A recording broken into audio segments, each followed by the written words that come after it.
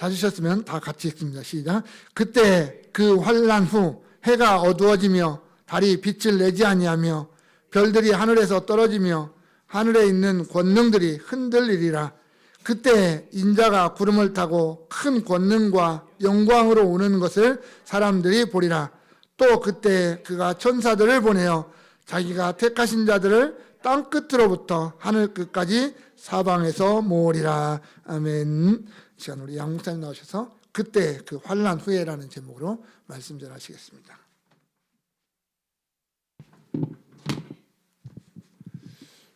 제가 초등학교 다닐 때 아마 혈액 검사를 한 것 같아요. 요즘 병원에서 이제 날 때 그때 하겠죠. 저희 때는 집에서 나왔으니까 아마 초등학교 국민학교 다닐 때 혈액 검사를 했는데 제가 AB형이었어요. AB형. 군에 가면요, 이제 전쟁 나거나 뭐 그러면 누군지 식별하기 위해서 군번을 여기다 인식표를 이렇게 달아주는데, 인식표에 군번하고 혈액형을 찍는 데가 있어요. 거기 분명히 AB형 이렇게 이제 찍혀 있었습니다. AB형이 천재 아니면 바보래요. 그래서 내가 바보나니 같아서 야, 나 천재다 이러고 살았습니다. 그런데 50이 좀 넘어서 병원에 잘 안 갔는데 병원에 갈 일이 있어서 혈액 검사를 했는데 의사 선생님이 목사님 혈액 검사하는데 혈액형 검사도 한번 해드릴까요? 가끔 바뀌는 사람들이 있더라고요. 그래서 그러면 한번 해주세요 그랬더니 혈액 검사를 하고 나오더니 의사 선생님이 하는 말이 목사님 AB형이었는데 A형이 도망가 버리고 B형만 남았어 그러더라고요. 그래요? 그래놓고 B형이라고 생각하니까 내가 좀 잘 삐진 형태예요. B형 같고 그래요. 그래서 참 피가 바뀐 건 아니잖아요. 피가 바뀌는 건 아닌데 제가 잘 못 알고 이제 살았던 거예요. 옛날에 뭐 허접하게 검사도 했을 것 같고 또 뭐 적어주는 걸 제가 잘못 또 들었을 수도 있고. 근데 생각해보니까 아찔해요. 만약에 제가 군에 있을 때 큰 사고가 나가지고 갑자기 수혈할 일이 생겼으면 인식표 보고 AB형이네 해가지고 AB형을 이제 집어 넣었으면 내가 한가해가지고 저 B형에다가 AB형을 수혈하면 어떻게 될까요? 네이버에 물어봤어요. 그랬더니 죽기도 한대요. 응고가 돼가지고 나 죽을 뻔했네. 세상에 살 때도 뭐 교통사고 나고 나서 뭐 피가 수혈하면 몇 형이 무슨 형이 그러면 A병이 그러면 A병 넣었을 거 아니에요. 아찔하다 이제 그런 생각을 했습니다. 요즘엔 뭐 그런 일 없어요. 요즘에는 뭐 병원에서 확실하게 검사하고 전산 처리도 다 돼 있고 또 뭐 수혈하기 전에 빨리 검사해보고 뭐 수혈하고 그럴 거예요.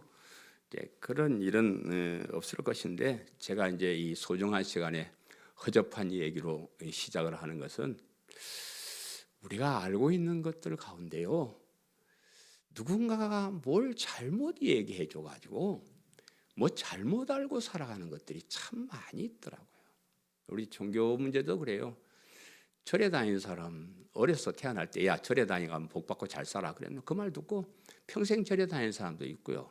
절이 다니는 게 좋다 그래서 안 다니는 사람도 있고, 교회 와서 신앙생활 하는 것도 참 우리가 똑같이 뭐 교회 다니면 똑같이 뭐 예수님을 믿고 이럴 것 같은데 그렇지 않은 경우가 참 많아요. 저도 어렸을 때 재건파나 뭐 고신에 그래서 배운 사상을 그대로 가졌으면 복음을 이렇게 이해하지 못했을 거예요.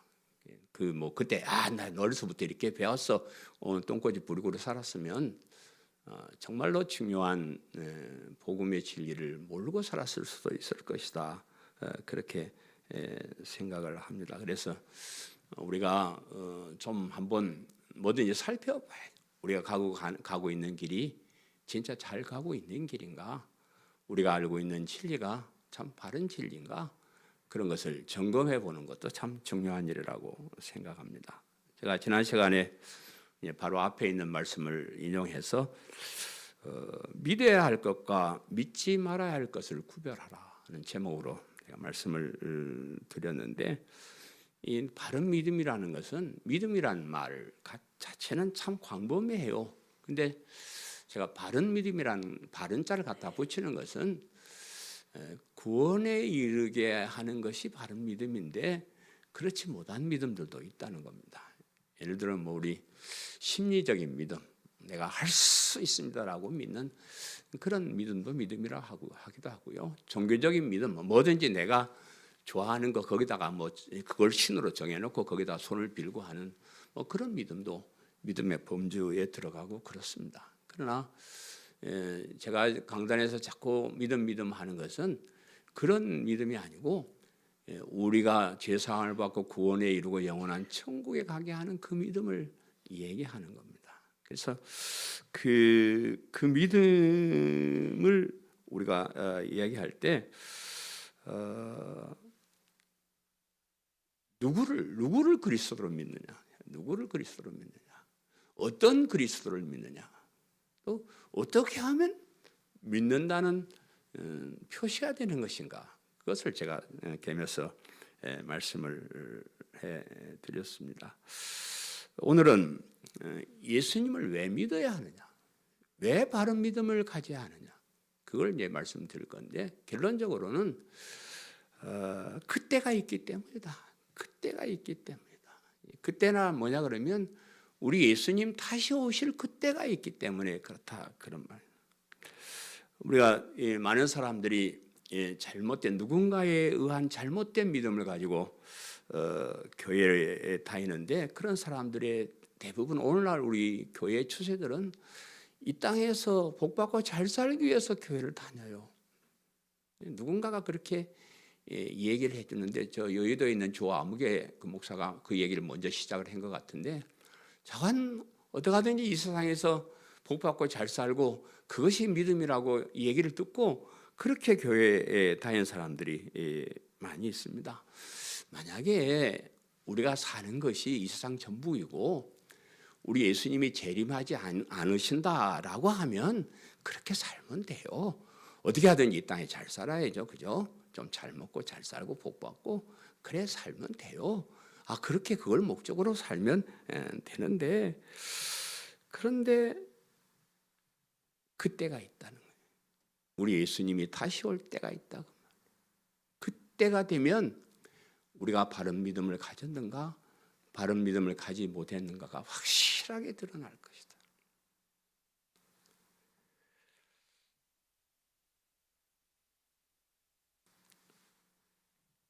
우리가 이 땅에서 잘 먹고 잘 살자는 그런 믿음을 가지고 살면 이 세상으로 끝이에요. 그러나 영원한 세상, 영원한 생명, 영원한 천국이 있다고 믿는 그 믿음은 지금은 우리가 잘 몰라요. 지금은 사람들이 우리 비웃어요. 그러나 그때가 되면 우리 주님이 다시 오시면 확실하게 구분될 것이다. 그때의 그 환난 후에, 오늘 설교 제목은 그때의 그 환난 후에, 사실은 좀 먹거리 됐어요. 그 환난 후에 그때가 와요. 그때의 그 환난 후에 우리 예수님이 다시 온 그때를 사실 우리 기다리고 삽니다. 오늘 말씀을 잘 들어보시고요. 정말 그때를 믿고 주님 제 이름을 기다리고 사는 이 믿음이 얼마나 귀한 것인지 다시 한번 마음에 되새기는 귀한 시간 되시기를 간절히 바랍니다. 아멘. 그때에 하늘에 있는 권능이 흔들리리라. 24절 25절 말씀에, 그때에 그 환난 후 해가 어두워지며 달이 빛을 내지 아니하며 별들이 하늘에서 떨어지며 하늘에 있는 권능들이 흔들리리라 그랬는데, 오늘 본 말씀에 그때란 말이 3번이 나오는데요. 첫 번째 그때는 세상 끝이 되면 일어날 현상들에 대해서 이 얘기를 해요. 두 번째 그때는 우리 예수님께 다시 오시는 장면을 모든 사람들이 보게 될 것이다, 그렇게 말하고, 그리고 세 번째 마지막 그때는 우리 성도들이 어떻게 될 것인가, 예수님을 바르게 믿었던 사람과 그렇지 못한 사람이 어떻게 될 것인가를 설명을 하고 있습니다. 그래서 먼저 첫 번째로 그때가 어떤 일이 일어나면 하늘에 있는 권능들이 흔들리리라. 하늘에 있는 권능들이 흔들리리라 그랬는데, 먼저 그 환란 후에 그 환란 후에 그랬는데, 우리 마태복음 13장을 좀 공부하고 있잖아요. 마태복음 13장에는 예수님께서 감람산에 올라가셨을 때 베드로, 안드레, 야고보, 요한 이 네 제자가 나와가지고 그때에 어떻게 될까요?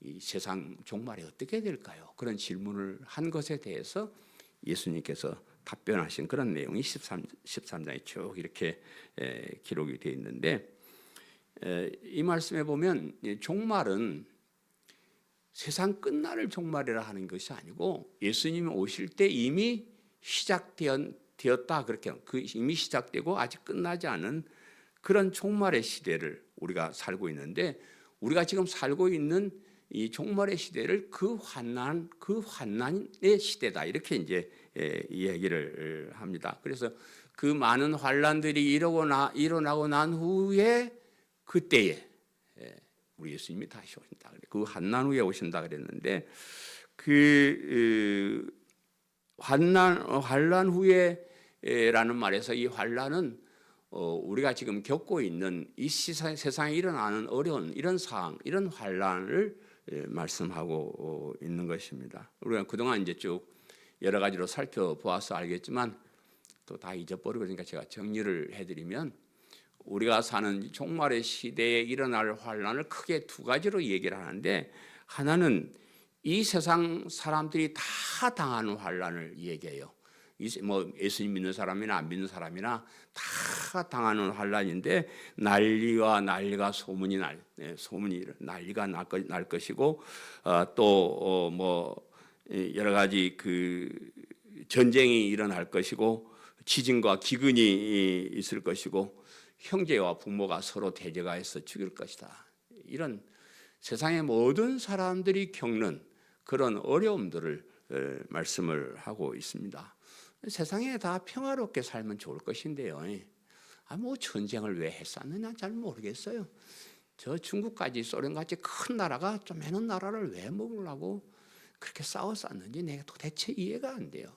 그럼 뭐 어쨌든 전쟁이 일어나고 기근이 일어나고 뭐 홍수가 나고 지진이 나고 뭐 별 그런 일들이 다 있는데, 왜 이런 일들이 일어날까? 그것은 우리가 사는 세상이 완전한 세상이 아니라는 걸 깨닫게 하는 거예요. 이 땅에 살기 좋으면 뭐 예수님이고 뭐 영원한 청 뭐 소용이 있어요? 이 땅에 잘 먹고 잘 살면 되니. 그런데 이런 어려운 환란들이 일어나는 것을 보면서 우리는 이 세상이 완전한 나라가 아니고 영원한 나라가 아닌 거라는 걸 깨닫게 하는 겁니다. 또 하나는 우리 성도들이 이 세상에서 당하는 고통이에요. 우리 성도들이 이 땅에서 당하는 고통인데, 이 성도들이 당하는 고통을 크게 두 가지로 또 이렇게 나눌 수 있는데, 하나는 세상 사람들에게 당하는 환란이에요. 세상 사람들이 우리를 자꾸 핍박해요, 박해해요. 우리가 교회 다닌다고 자기들 뭐 뺏어오는 것도 아니고 그냥 우리가 다니는데 뭘 그렇게 욕을 하고 비웃고, 옛날엔 잡아다 가두고 죽이고 그랬더랬어요. 왜 그렇게 하는지 모르겠어요. 어쨌든 세상 사람들에게 우리가 고난을 당하고, 또 하나는 교회 안에 있는 사람에게 당하는 고난. 베드로 전서 여러분 옛날에 베드로 전서는 세상 사람들에게 환난을 당하면서도 소망을 가져야 될 그런 이유들을 설명하고, 베드로 후서는 교회 안에 있는 사람들에게 핍박을 받으면서도 우리가 소망을 가져야 되는 그런 이유를 베드로 후서에 설명을 하는데, 그냥 다 같이 예수님 재림을 기다리면서 이 땅보다는 영원한 천국을 향해서 살면 얼마나 좋아요. 그런데 교회 안에는 거짓 선생들, 이단들, 별별 작것들이 다 들어와 가지고요, 자꾸 우리를 헷갈리게 만들어요. 그죠?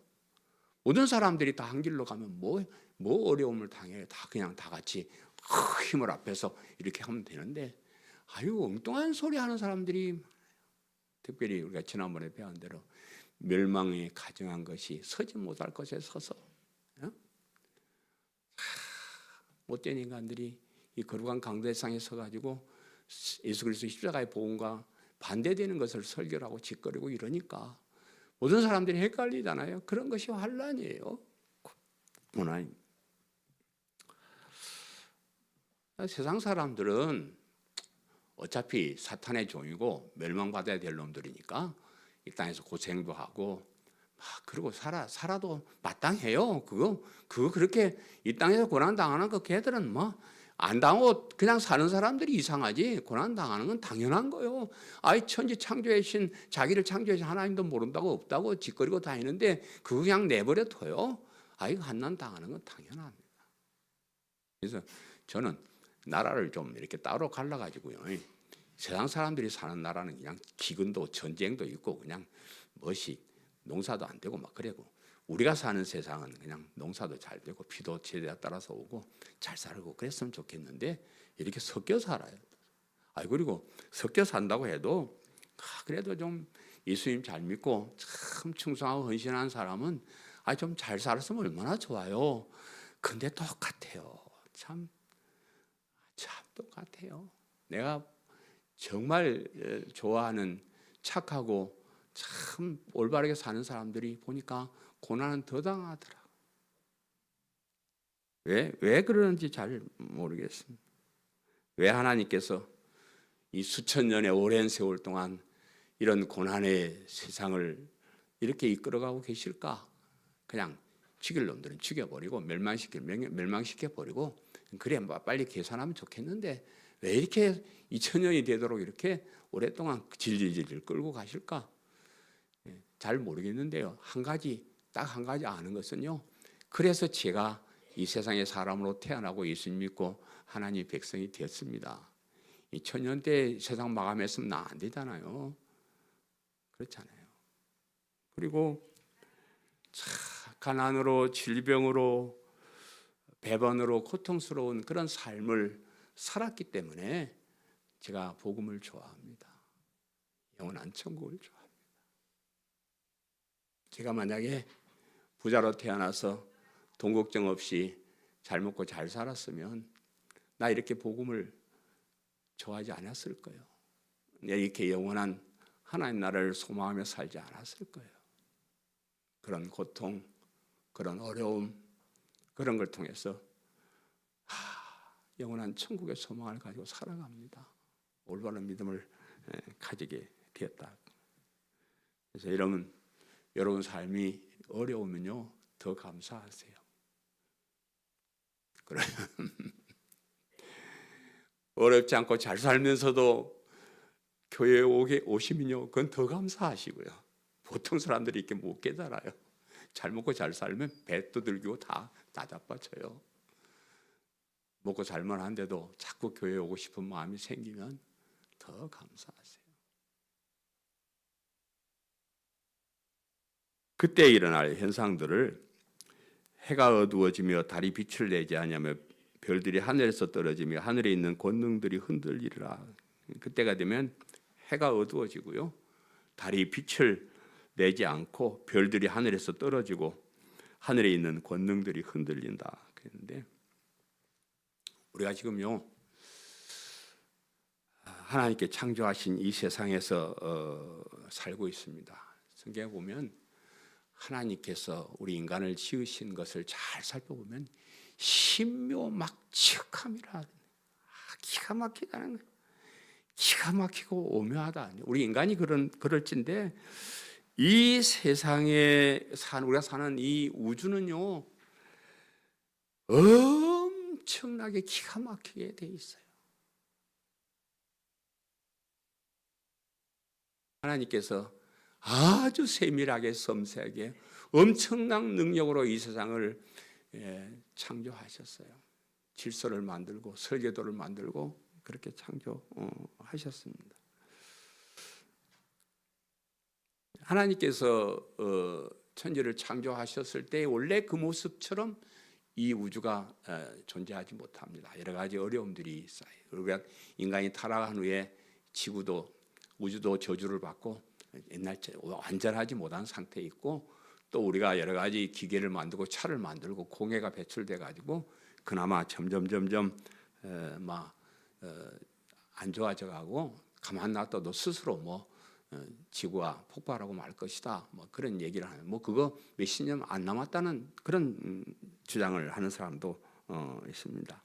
근데 이제 그때가 되면 그런 정도로 좀 질이 좀 나빠지고 어려워지 그런 상태가 아니고 완전하게 그냥 천지개벽이 돼버리고 아주 그냥 아주 인간이 살 수 없는 그런 세상이 되고 말 것이다. 이제 그런 사람들이 지구과학을 잘 모르니까 걱정하지 않고 살고 여태까지 수천 년 동안 지내왔는데 무슨 변기가 있겠는가 그래 생각하고 사는데 그런데 참 우리가 사는 이 지구요 참 위험합니다.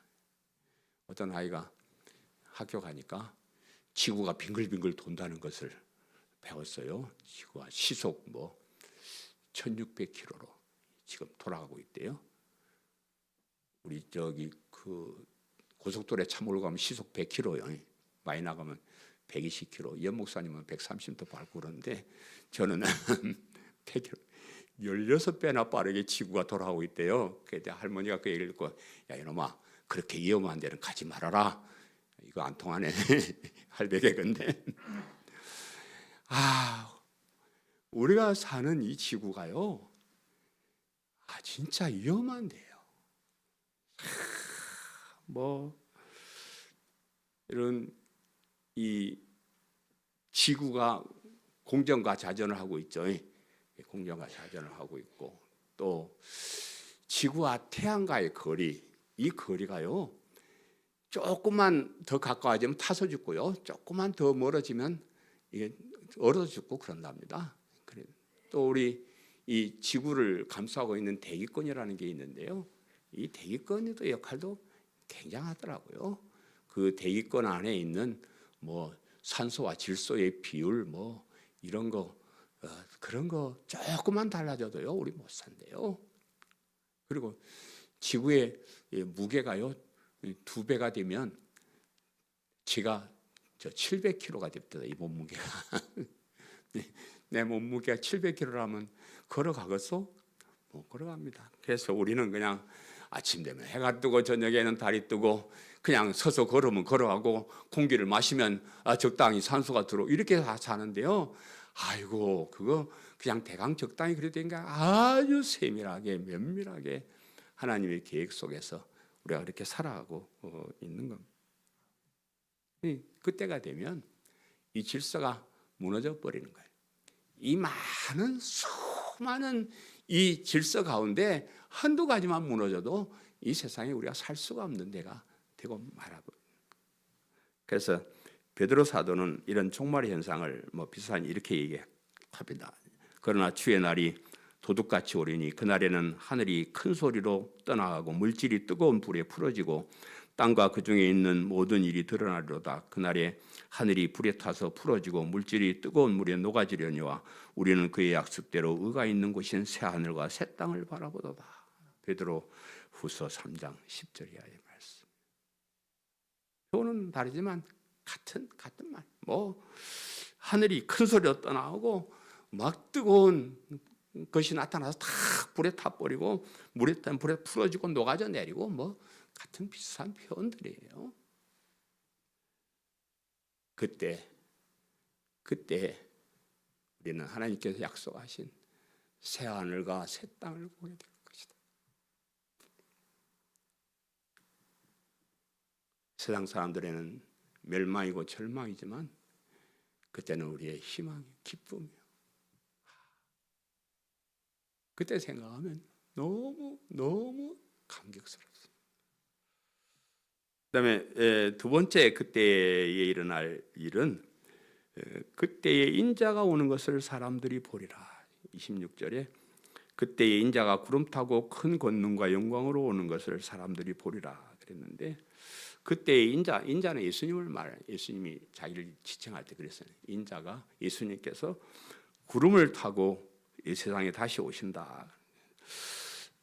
이 세상이 허무하게 다 무너져 내리고 세상 많은 사람들이 다 고통과 신음 속에서 있을 때에 우리 예수님께서 드디어 구름을 타고 나타나신다. 구름 타고 오신다 그러니까 사람들이 무슨 예수님이 손오공이야? 구름 타고 오시게 뭐 무슨 그런 뭐 동화 같은 얘기를 하냐 그래서 샀는데, 뭐 구름 타고 오신다는 것은 상징적인 거예요. 그 구약 시대 이스라엘 사람들은 구름이 쫙 깔리면 아, 하나님께서 나타나셨구나 이렇게 믿었습니다. 하나님께서 오신다는 그런 뜻이에요. 물론 그렇다고 해서 뭐 예수님이 구름 타고 못 오실 것 같아요? 아이고 구름 뭐 그거 가지고 다 뭐 비행 접시 만들어서 타고 그럴 수 있어요. 그게 하나님이지 뭐 그거 자체를 제가 뭐라는 게 아니고 그거 갖고 비웃는 사람들에게 상징적인 거예요. 우리 하나님이 오시는 것이다. 이제 권능과 영광으로 오신다. 엄청난 능력과 엄청난 영광으로, 그게 어떻게 될지 잘 표현을 못해요. 우리가 지금까지 보지 못했던 그런 영화로운 그런 엄청난 그런 모습이 쫙 이렇게 펼쳐지고 거의 오실 거예요. 처음 오실 때처럼 뭐 초라하게 그 사람의 몸에서 뭐 말구육간에서 그렇게 오시는 것이 아니고 영화로운 그 모습이 되어서 엄청난 능력으로 영광으로 뭐 말로 표현할 수 없는 그런 모습으로 다시 오신다 그랬는데, 모든 사람들이 보는 가운데 오신다 그랬어요. 모든 사람들이 보는 것. 요한계시록 1장 7절은 좀 더 구체적으로 이렇게 말씀해요. 볼지어다 그가 구름 타고 오시리라. 각 사람의 눈이 그를 보겠고 그를 찌른 자들도 볼 것이요 땅에 있는 모든 족속이 그로 말미암아 애곡하리니 그러하리라. 아멘. 각 사람의 눈이 예수님께서 재림하시는 모습을 보게 될 것이다. 심지어 예수님께서 십자가에 달리셨을 때 죽었는지 살았는지 확인하려고 옆구리에 창을 찔렀던 그 사람도 보게 될 것이다. 그래서 그 사람뿐이겠습니까? 예수님 당시에 초롱하고 침 뱉고 십자가에 못 박으라고 고함 질르던 그 많은 사람들, 그 사람들도 다 예수님께서 영광스럽게 재림하신 모습을 보게 될 것이다.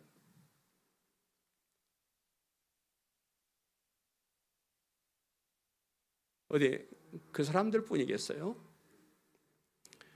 세상에 살았던 모든 사람이 다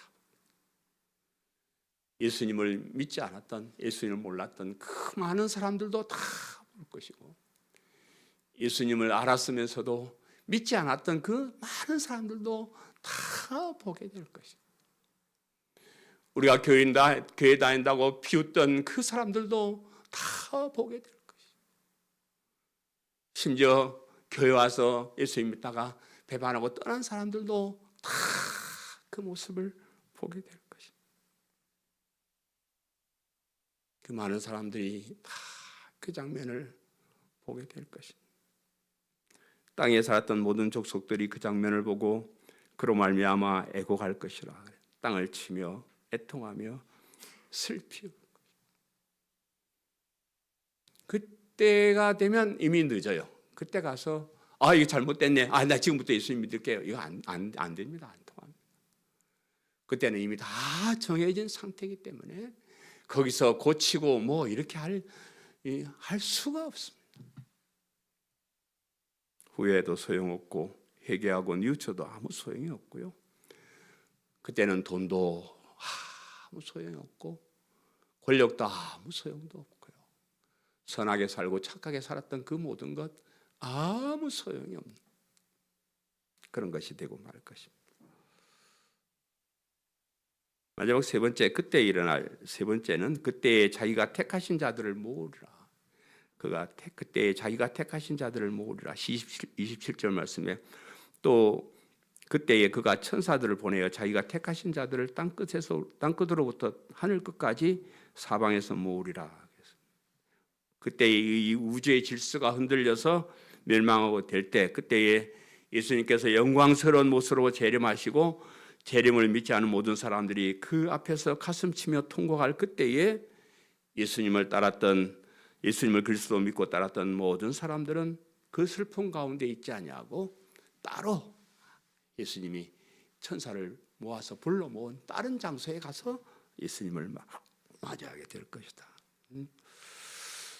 예수님께서 천사들을 보내서 택하신 자들을 땅 끝에서 하늘 끝까지 찾아다니면서 불러 모으실 거라고 했는데, 이 말씀에 우리가 좀 생각할 것은 착한 자라고 하거나 교회 다니는 자라고 하거나 심지어 믿는 자라고 하지 않고 택하신 자들을 불러 모은다, 이렇게 말씀을 해요.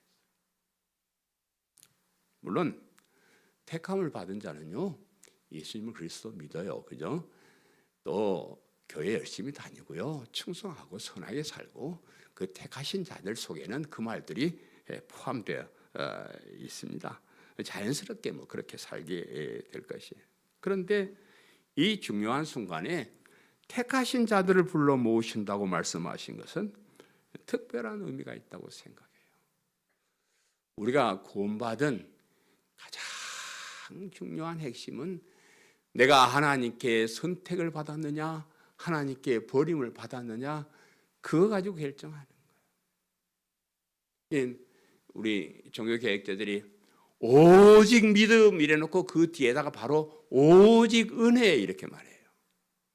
우리가 오직 예수님을 그리스도 믿는 믿음으로 영원한 천국에 가는데 그것을 오직 하나님의 은혜라 이렇게 말하는데, 이거는 나의 공로가 아니고 내가 선택한 것이 아니고 하나님이 나를 지정해서 불러서 선택해서 불러주셨기 때문에 내가 구원을 받는 거예요. 그 강조점이 택한 자들을 불러 모으신다, 이 말 속에 들어 있습니다. 우리가 아무리 예수 믿는다 하고 다니고 착한 일 좋은 일 많이 하고 그런다 해도요, 택한 백성이 아니면 소용이 없습니다. 왜냐 그러면 택한 백성만이 진실되게 고백할 수 있기 때문에 그래요. 다 가식으로 거짓으로 그런 척 할 수는 있지만은 진정한 신앙 고백은 택하신 사람들만 할 수 있는 거예요.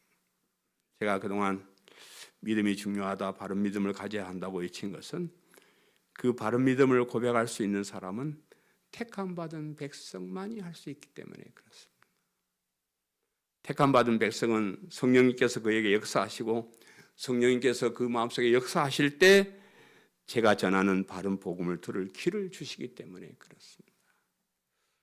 많은 사람들이 교회에 출입하지만은, 많은 사람들이 주일마다 설교를 듣지만은 설교를 통해서 선포되는 복음을 알아듣고 바른 믿음을 고백하는 것은 하나님께서 선택하신 사람들만 할 수 있는, 아무나 할 수 없는. 저는 그동안 수많은 사람들에게 정말로 예수 그리스도의 십자가의 복음만을 전했습니다. 저라고 세상에서 잘 사는 법, 부부간에 행복하는 법, 인간답게 사는 법, 이런 얘기 할 줄 몰라서 그랬겠습니까? 나 그런 거 하고 싶어요. 저도 그런 얘기 하고 싶어요. 그런데 그런 거 다 생략하고 오직 복음, 오직 십자가의 복음, 이 복음만 전하는 것은요, 이게 중요하기 때문에 그렇습니다. 그런데 이렇게 중요한 말씀을 전해도요, 복음을 듣고 변화되지 않는 사람도 있어요. 그냥 변화되지 않는 사람도 있고, 엉뚱한 길로 가고 심지어는 교회를 떠나는 사람도 있는 것을 보면서 참 이상하게 생각했어요. 난 참 이상해요.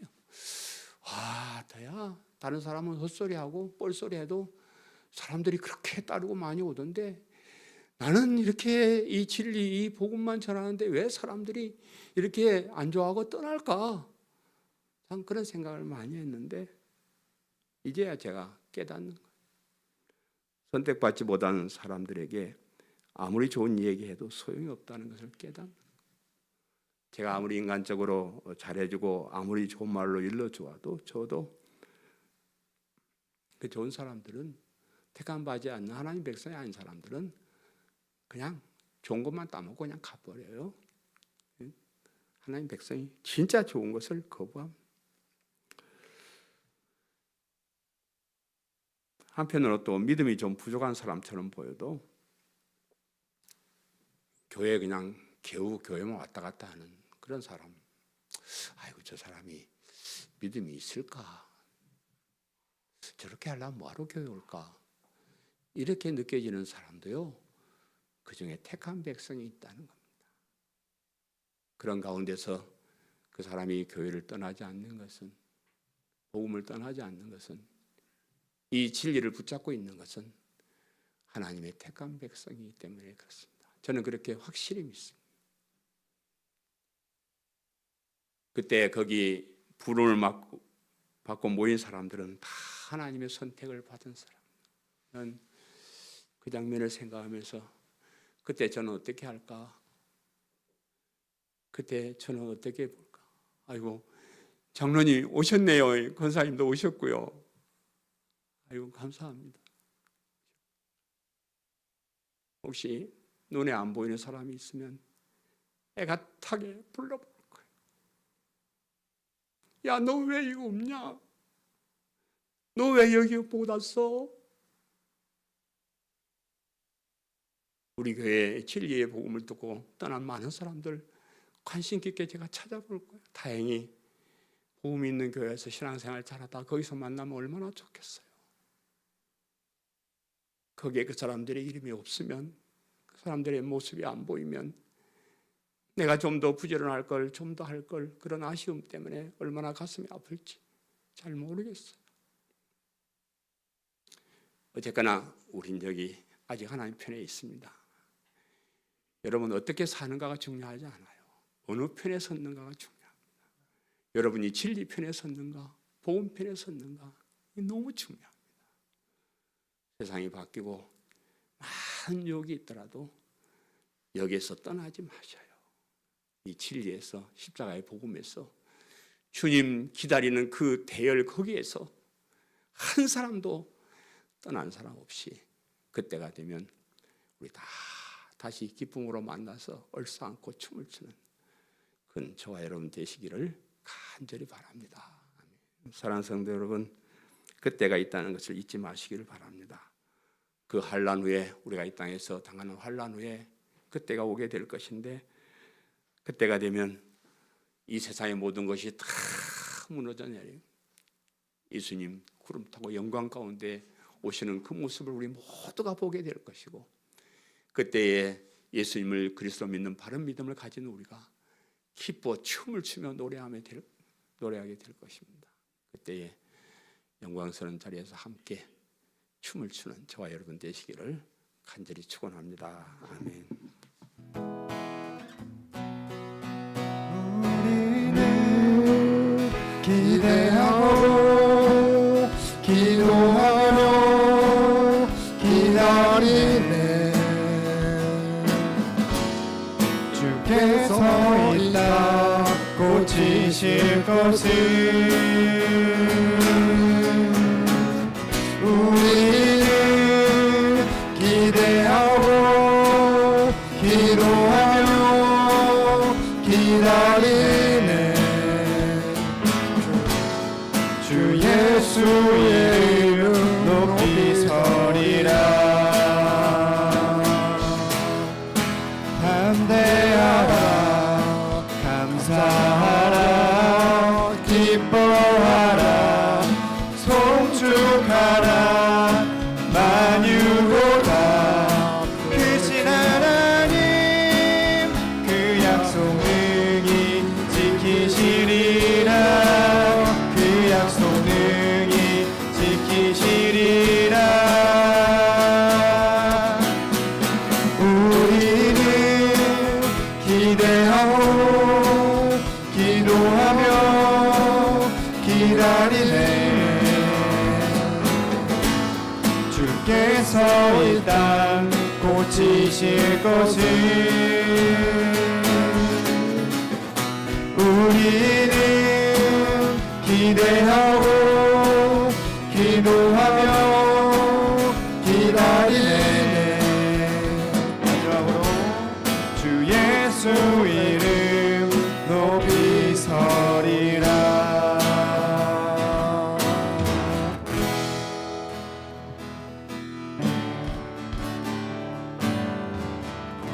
이전 우리 주 예수 그리스도의 은혜와 하나님 우리 아버지의 크신 사랑하심과 성령의 역사하심이 오늘 모여 하나님께 영광 돌리는 우리 사랑하는 광성교회 모든 성도들 머리머리 위에 저들의 가정과 부모님과 자녀들과 생업과 앞날 위에 이제로부터 영원토록 함께 있을지어다. 아멘. 참된 평안과 위로 내게 주신 주 예수 오직 예수뿐